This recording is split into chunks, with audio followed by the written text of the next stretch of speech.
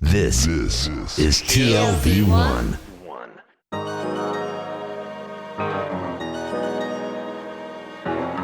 The Tel Aviv Review with Gilad Halpern. Hello and welcome to the Tel Aviv Review, a program dedicated to the word, to the thought and to debate. I'm your host, Gilad Halpern, and every week I'll be engaging in close encounters of the intellectual kind with writers and scholars, or simply people of ideas of all types and vocations who have done something to make our lives a tad more interesting. My guest today is a Middle East scholar at Ben-Gurion University of the Negev and the author of a new book entitled The Secret Anglo-French War in the Middle East, Intelligence and Decolonization, 1940 to 1948. It has just been published in English by Routledge, and it analyzes, among other things, the role of the British intelligence in dictating imperial policies in the very final days of the British presence in the Middle East. Professor Meir Zamir, welcome to the Tel Aviv Review. Thank you. It's a pleasure to be here. So focusing on the role of the British intelligence rather than Great Britain as a whole suggests that the intelligence and the government didn't necessarily work in tandem. In fact, one of the main findings of your research is that the intelligence undermined the stated policies of the British government in those years. Tell us a bit about it. How did it come about? Well, maybe two kind of definition. First, when we talk about the intelligence, it's a very large kind of, very general kind of definition. There were in the Middle East over 20 various agencies, British intelligence agencies. So we are really speaking on particular part of this intelligence British community. We are speaking about people on the spot, the agents who were running, actually, who were supposed to implement decision and policy taken by the government in London. In reality, they had their own game to play. Now, this is not much different than the First World War, which is far more known. You know, the whole story of Lawrence and the Arabists and the way that they were playing with British, implementing British policy on the spot. The only difference is that in the Second World War, not much known of these Arabists, of these intelligence officers. So when we talk about that, we are talking about kind of a dual policy. There is this official policy, which you can follow it by the government, by the Foreign Office. Which was the gradual decolonization of the Middle East. Absolutely. The whole policy that decisions were taken in London by the cabinet, and it was supposed to be implemented on the ground by the diplomat, by the military officer, by the intelligence. We're talking about the immediate aftermath of the Second World War, right? This is the period of the Cold War, the early part of the Cold War. So this is really what is the formal policy, which is very much known. Historians go to the archives and they uncover these documents and write the history of British decolonization of the Middle East in the 40s, early 50s.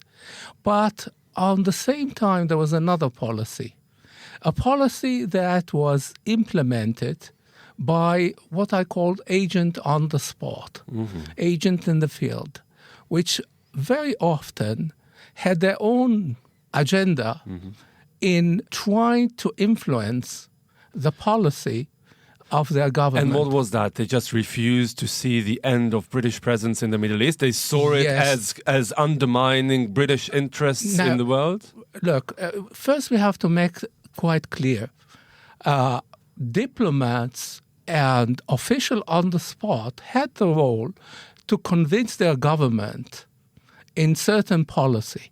They send the information, they write recommendation and report and try to influence. We are not talking about that. This is the formal way. Yes?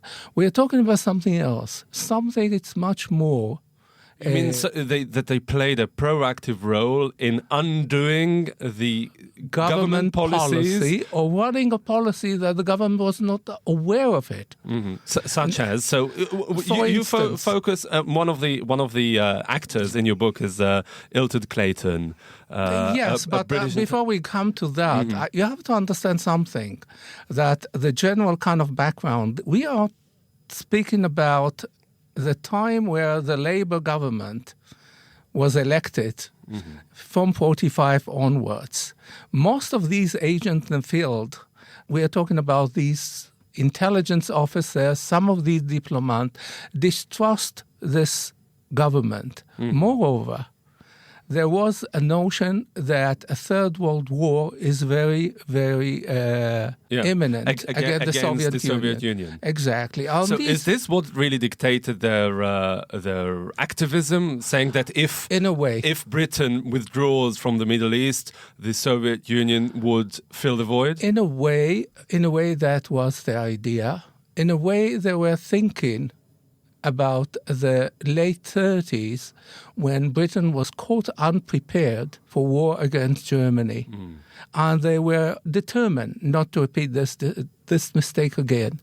Now, the Labour government declared policy was decolonization, including evacuating Palestine. What they were trying to do, they were trying to ensure the British strategic interest in this area in one way or another, whether with their knowledge of their government or without the knowledge of their government, the cabinet in London. But what did they see as the British strategic interest in the Middle East? Their most important, really, at that time was to ensure, first, defense treaties with the Arab states, which in case of war, they will be able to use the Middle East as they used it in the Second World War. Of course, the usual thing, the oil, the Suez Canal, the resources, the natural resources of this area. They had to face, on the one hand, the nationalist movement, which were demanding independence and the evacuation of the British forces, particularly in Egypt. On the other hand, they wanted to remain in this, to stay there. So the Arab national government saw any bilateral agreement with the British government as some sort of condoning the extension of British imperialism in the Middle East. They refused to do any dealings with the British government out of hand. Well, here's the problem. When you talk about the Arab nationalists and you talk about the Arabs, there is a difference here between the leadership and the general population, particularly the younger generation. One of the ways that the British agents were able to work out their policy, their covered policy, I'm using the term covered empire, namely, on the one hand, to evacuate the Middle East, on the other hand, to be able to retain the British interest there in a kind of covered empire.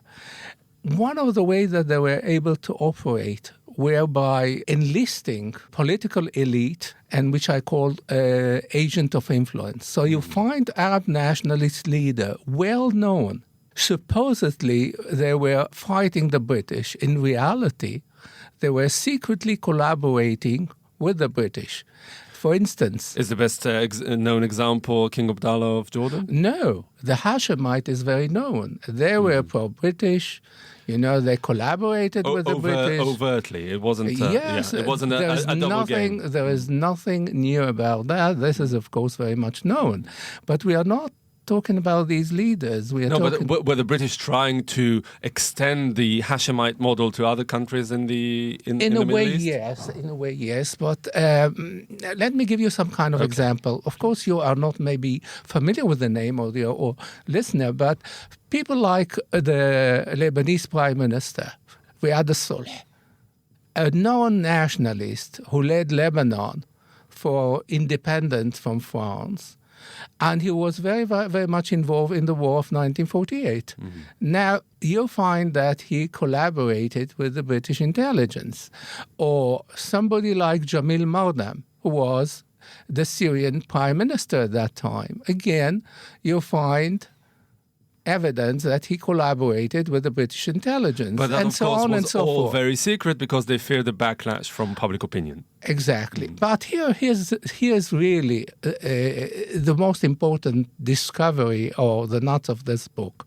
This book was it was impossible to write this book before I uncovered the Syrian document and the secret British document in French archive. Mm-hmm. If you want to write about British intelligence role in the Middle East based on British sources, Israeli sources or American sources, you really can't do much. Mm-hmm. Because British intelligence like the MI6 or the SOE destroyed most of their document on this area. Mm. So, and whatever left, you can't really... Because it was such a sensitive episode? Exactly. That was a habit that they did. Mm. Now, if you want to look at the role of the British intelligence in the Middle East, it has to come from a third party. Particularly the covert action, the covert operation, you can't find it in British. Now, what I did something else. I went to the French archive, and there I found actually the evidence. I think we better talk a little bit about the evidence, because this is really the roots of all this work. Now, it's very kind of simple. General de Gaulle, after the war, accused the British of being responsible for expelling France from Syria and Lebanon, which was part of the French mandate. Mm-hmm. Now, the historian went to the archives, both British and French, and they never found any evidence for de Gaulle accusation. Okay? Mm-hmm. I thought I should look again why de Gaulle was so determined, including in his memoir, that the British were responsible for expelling France. Okay? Mm-hmm. And after years of looking around, in French archive, I found the document. Why de Gaulle was accusing the British. What I found is something very interesting. The French intelligence in Beirut was able to recruit an agent, a top-level agent, in the Syrian government. From the summer of 1944 until late 48, this agent sent thousands of documents, Syrian document, Arab document to the French intelligence, which they translated into French and sent it back to Paris. He was a turncoat, a double agent? No, he wasn't. He was an official. He was recruited. Right. Now, at the same time, the French intelligence in Beirut was able to recruit another agent in the British consulate in Beirut. This agent was able to provide them with a secret document of the operation of the British secret services in the Middle East. But what were these operations that, according to General de Gaulle and the new evidence that you've found, that have actually brought about the expulsion of France from the Middle East? What did the British do That's a good question, because these agents on the field, they were determined to rectify two mistakes that they thought that the British government committed in the First World War or after the First World War.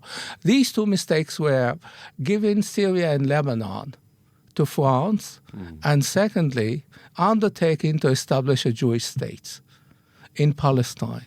What they were determined to do, whether their government agree or not, to rectify those two mistakes. Right. And the first one they managed, namely, in the summer of 1945, they manipulated, actually, and they played a double game with these agents of influence, namely with Lebanese and Syrian nationalist leader, and they were able to expel the French from Syria and Lebanon.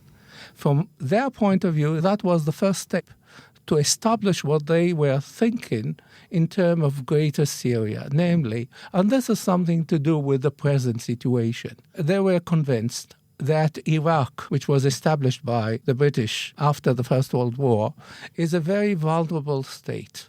They were right. Actually, they were thinking about the minorities there. Mm-hmm. They were thinking about the Shiites. Now, the top leader, the Hashemite, and particularly the prime minister at the time, Nouri Said, in Iraq, they were convinced that that is the case. Mm-hmm. What they were thinking is establishing some kind of federation or confederation, which kind of encompassing Iraq together with Syria and together with Jordan and part of Palestine. This is what they were looking for. Again, under a British umbrella. Of course. Yeah. They were talking in terms of the Middle East is a kind of, they were thinking about, you have a lot of various players.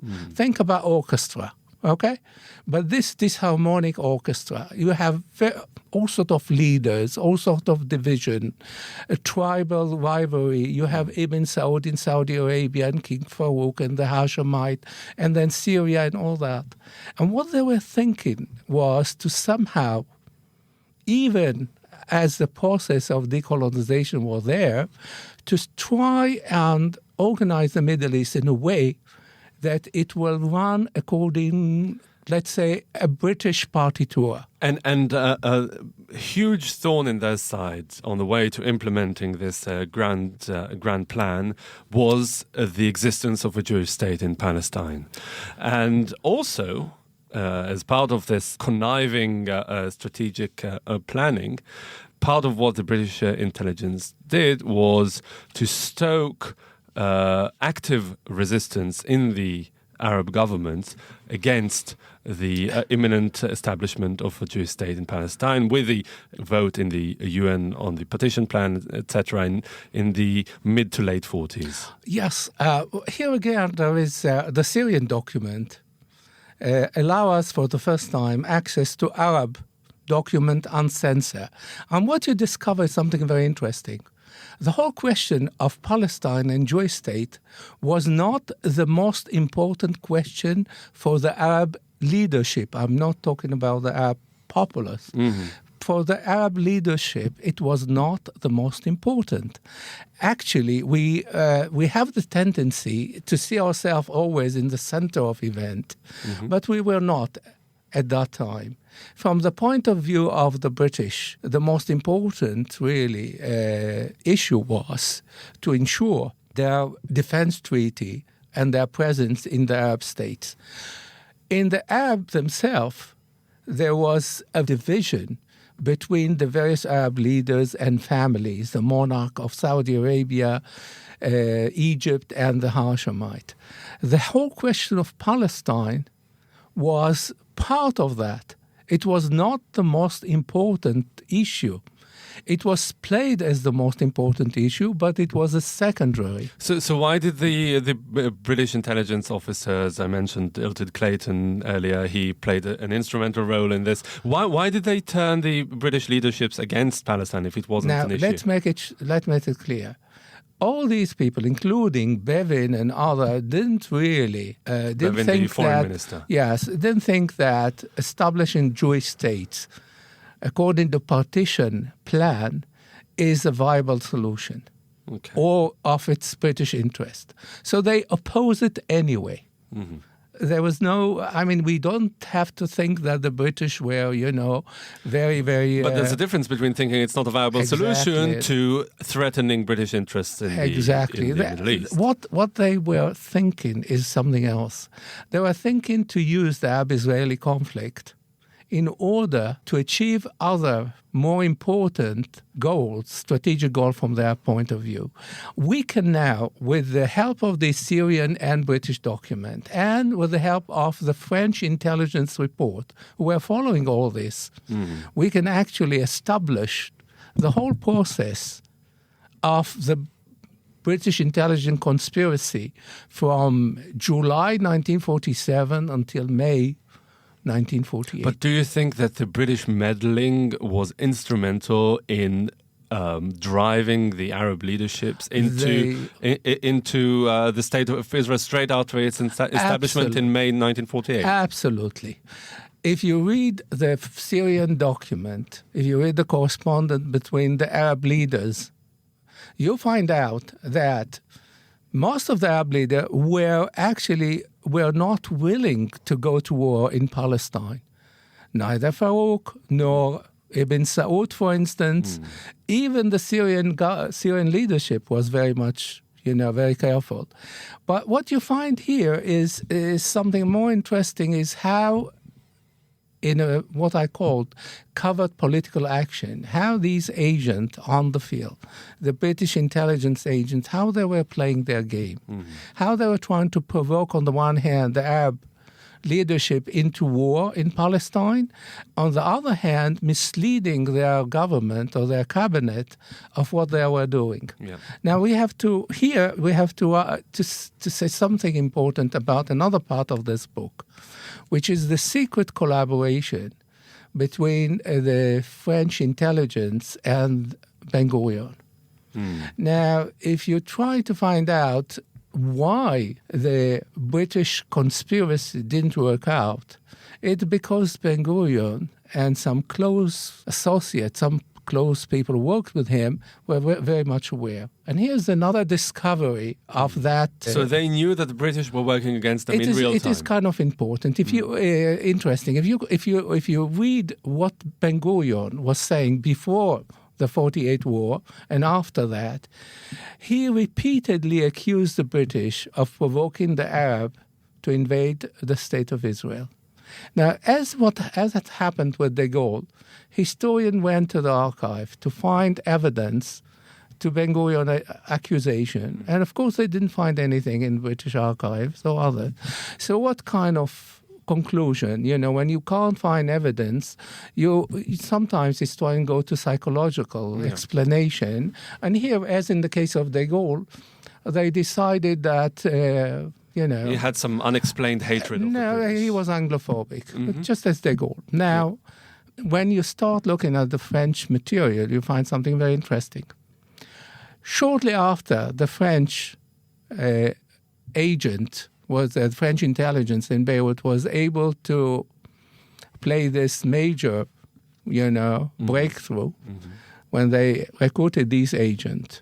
Ben-Gurion came to Beirut in October 1944, met the French delegate, General Paul Benet, and from then onwards you can see how Ben-Gurion was in close collaboration, and some of his associated with the French intelligence, getting all the material of what the British intelligence were doing. And that was the case until 48-49.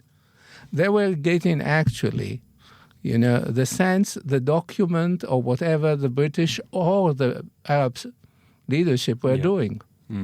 And this is really the very interesting thing. Absolutely. One of many interesting discoveries and arguments in your new book, Professor Meir Zamir. It's called The Secret Anglo-French War in the Middle East, Intelligence and Decolonization, 1940 to 1948. Just came out in English, was published by Routledge. I'm afraid this is all we have time for. So thank you very much for coming in. This was very interesting. Thank you very much. It was a pleasure to be here. Thank you very much.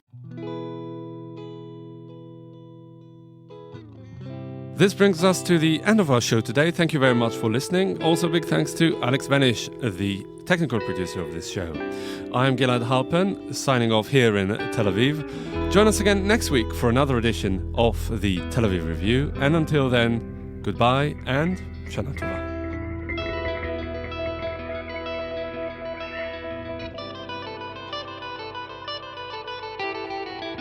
We share this land forever, but we never looked around to see.